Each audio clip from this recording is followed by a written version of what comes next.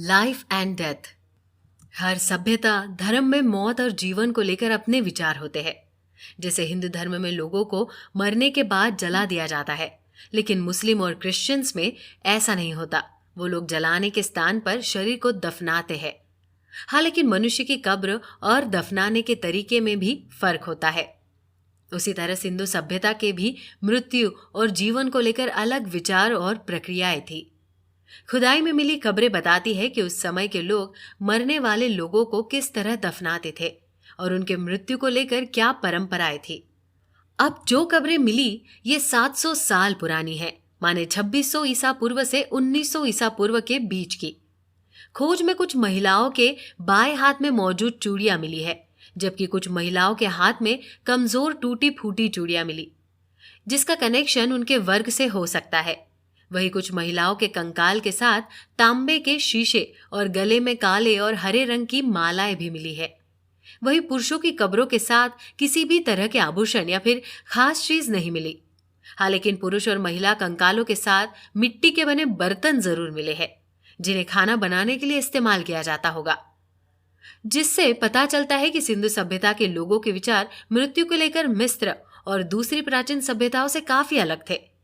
क्योंकि अगर हम मिस्र या फिर मेसोपोटामिया की सभ्यता को देखें तो वहां कब्र के साथ महंगे गहने और हथियार रखे जाते थे, जो मरने वाले के स्टेटस को दिखाता था।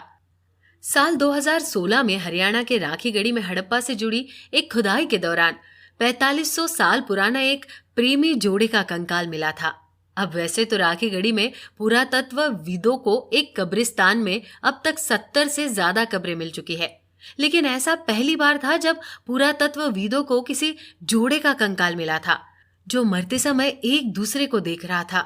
इस प्रेमी जोड़े के कंकाल पर वैज्ञानिकों ने लगातार अगले 2 सालों तक रिसर्च की और इसके जरिए हड़प्पा सभ्यता से जुड़ी कई बातों का खुलासा किया। आर्कियोलॉजिस्ट बसंत शिंदे ने इस बारे में एक न्यूज़पेपर को दिए अपने इंटरव्यू में बताया था कि एक महिला और एक पुरुष के ये कंकाल एक दूसरे की ओर देखते हुए नजर आते हैं। ऐसा लगता है जैसे एक प्रेमी जोड़ा रहा होगा और जिनकी मौत एक ही जगह पर हुई, लेकिन इनकी मौत कैसे हुई ये अभी भी एक रहस्य है। रिसर्चर्स के मुताबिक ये कंकाल रेतीली जमीन में आधे मीटर तक दफन थे। वहीं इन कंकालों की जांच से पता चला कि पुरुष की हाइट 5 फुट 8 इंच थी और मौत के समय उसकी उम्र करीब 35 साल रही होगी, जबकि महिला की हाइट 5 फुट 6 इंच थी और उम्र लगभग 25 साल की होगी। रिसर्च में दोनों को किसी बीमारी के होने के संकेत नहीं मिले। ऐसे में ये तो साफ हो जाता है कि इन दोनों को किसी तरह की कोई बीमारी नहीं थी। वही पुरातत्वविदों का मानना है कि इस तरह की कब्र किसी खास परंपरा का हिस्सा भी नहीं हो सकती, क्योंकि ऐसी कब्रें और कहीं नहीं मिलती। हाँ, लेकिन ये संभव है कि इस जोड़ी की मौत एक साथ हुई हो और इसलिए इन्हें साथ में एक ही कब्र में दफनाया गया होगा। राखीगढ़ी में मिली ये चीजें हड़प्पा सभ्यता की दूसरी साइट्स पर मिली चीजों जैसी ही है। हाँ, लेकिन यहाँ खुदाई में अब तक सबसे ज्यादा कंकाल मिले हैं, जिसके जरिए रिसर्चर्स के लिए यहाँ मिले लोगों के डीएनए की जांच करना आसान हो गया। रिसर्च में पता चला कि खुदाई में मिला प्रेमी जोड़ा पास में ही 1200 एकड़ की एक बस्ती में रहता था, जहां लगभग 10,000 लोगों के घर थे। वही इस कंकाल के अलावा खुदाई में यहाँ पर कुछ मिट्टी के बर्तन और कुछ गहने भी मिले थे जो कांस्य युग के हैं। वही खोजकर्ताओं की माने तो उस समय के ज्यादातर लोग शरीर से स्वस्थ थे और मोटापे और अर्थराइटिस जैसी बीमारियों से पीड़ितों की संख्या भी कम ही थी। हाँ, लेकिन कई स्कॉलर्स का यह भी मानना है कि उस समय के लोगों की मृत्यु किसी जानलेवा बीमारी से तो नहीं, लेकिन तेज बुखार से होती थी। साथ ही मलेरिया की बीमारी से भी उस समय कई लोगों की जान गई है। पर इन खोजों से स्कॉलर्स इस बात को तो मानते हैं कि सिंधु सभ्यता के लोग युद्ध करने वालों में से नहीं थे। हाँ, खोज में तलवार, धारदार चाकू और तीर कमान मिले हैं, लेकिन स्कॉलर्स का मानना है कि ये हथियार जंग के लिए नहीं बल्कि शिकार और आत्मरक्षा के लिए इस्तेमाल किए जाते होंगे।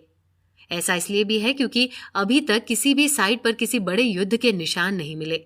वही सभ्यता को लेकर खोजकर्ताओं को एक बात पता चली कि सिंधु सभ्यता दुनिया की उन पहली सभ्यताओं में से एक थी जिसने चीजों को मापने का सिस्टम डेवलप किया था। हड़प्पा की साइट से हाथी दांत के बने स्केल मिले हैं जो 1.7 मिलीमीटर माने करीबन 0.7 इंच लंबे है, जो कांस्य युग का सबसे छोटा स्केल है। इसके अलावा भार को नापने के लिए भी अलग अलग तरीकों का इस्तेमाल किया जाता था।